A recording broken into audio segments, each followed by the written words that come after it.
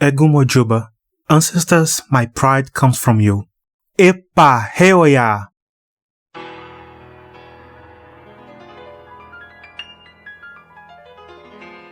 Hi, I'm Kurama, and welcome to krmcast. Today's episode is the first one of Pride Month. Pride Month, that month where every single brand wants your money. Don't be dumb, don't fall for that. But it's actually the month to show our color, to tell people, hey, I'm here, I'm queer, I exist, I resist, I ain't going nowhere. That's the month for us to do that. Actually, we do this every month. But, we have these 30 days to provoke the system, to be annoying to the system, and to show the system that trans people are valid. And to open up Pride Month, I had a brainstorm of ideas. And I had one ready to go. Some things happened in my life, and I had to change everything last minute. So guess what? It's 9:20 on Thursday, and you guys are listening to this episode Friday before 11 a.m. because I know I did not fail this time.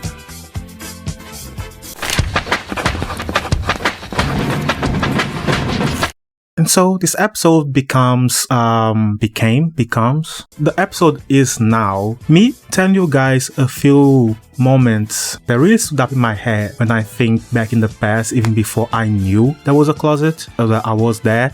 Those moments you're like, how people could not see I was queer.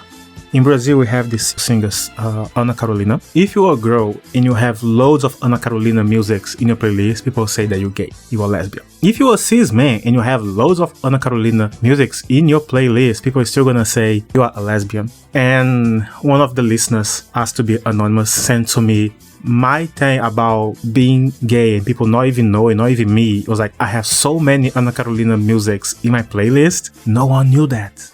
And when I go back in time, I think that for me, what was like the biggest sign was the crushes I had in anime characters. I'm from a time where Dragon Ball Z was number one for everyone. Everyone that liked anime was like a Dragon Ball. All the boys who love Bulma, Chi-Chi, the one that sneezed and changed the hair color, I forgot her name, Maron as well, Android 18. Android 18 was big crush of everyone in my school. For me, was her twin brother, Android 17, or Mirai Trunks, or Future Trunks.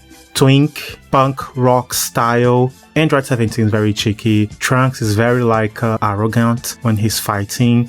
And I was in love with these two characters. Every time we would roleplay, who's gonna be in Dragon Ball? If Trunks was not available, I would take Android 17 or vice versa. 17 is my favorite. I'll play the part. Prepare for number 17, vanquisher of the second. He who smited fair Kakunsa and Rosie with his allegedly cold and unloving fist.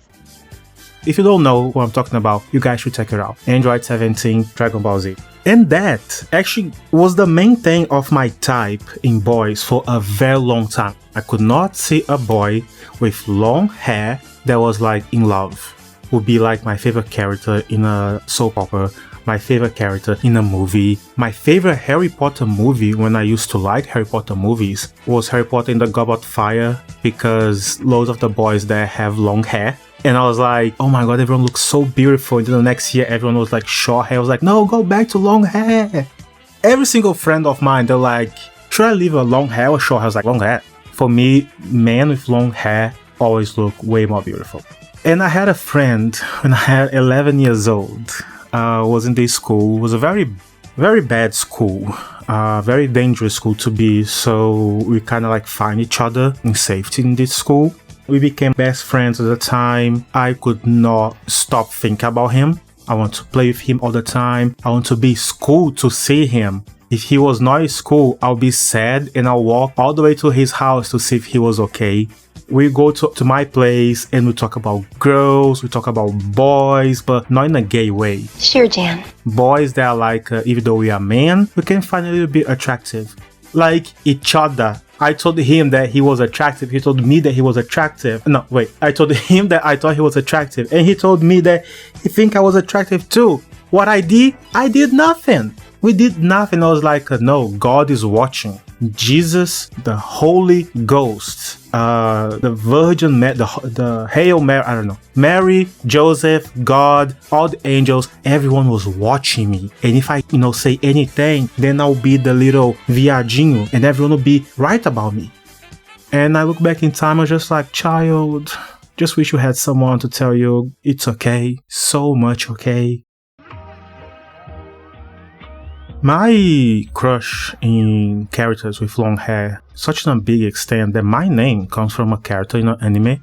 Some people ask if my name is African. It's funny, it's not. Korean is a Japanese name that I took from Yu Yu Hakusho, not from Naruto. I actually do not like that anime.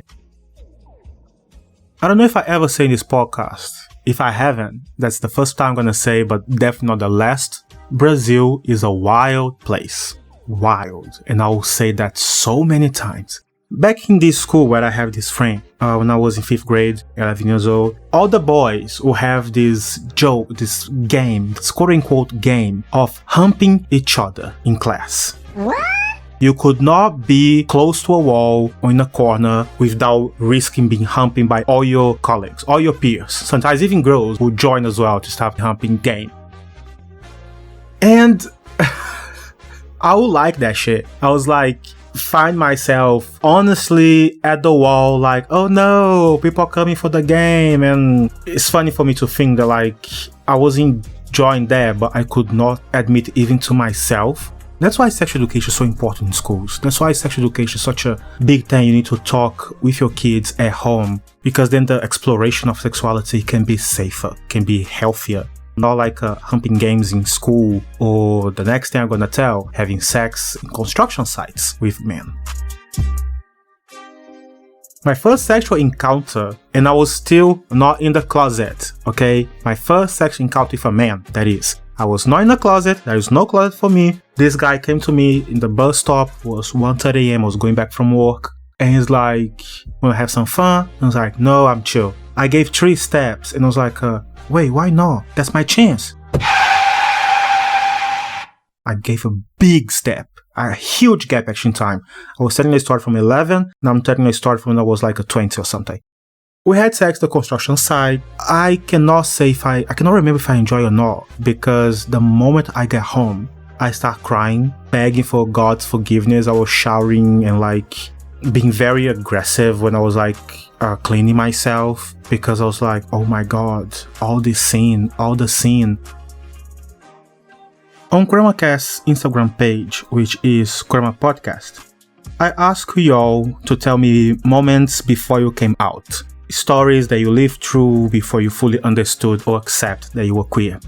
I ask you all to send me an email at krmapodcast@gmail.com, which is the best way for you to share your story. Just drop an email there. I received 3 very cute moments that people sent to me. They all ask me not to reveal their names. The first one told me I used to get very mad when they call me gay because I was actually bi, but I just didn't have the courage to tell them. The other person, I used to hide and dress as a bride, and when I was caught, I told that was for theater, or just a rehearsal. That was very smart. Very, very smart. And the last one says, there I was just existing around the city when I walked into a snack bar to get a baked pastel, my favorite. Oh, I know this one's Brazilian. The place was packed. Every spot at the counter was taken. I was still waiting for my snack, but I didn't really need to stay right there at the counter. That's when an old lady saw me from behind and say, "Excuse me, young man. Could you let me through?" I started for a second. What was this old woman? My God. I started for a second, but I smiled big and turned to let her pass. She looked confused and immediately started apologizing for thinking I was a boy. And I, having no clue why she was even apologizing, just kept smiling and saying, "It's okay." I grabbed my pastel and left thinking the whole thing was hilarious, still smiling the whole way out. That was very cute. That was very sweet. For the 3 anonymous listeners, thank you so much for sending your story. I really, really enjoyed them.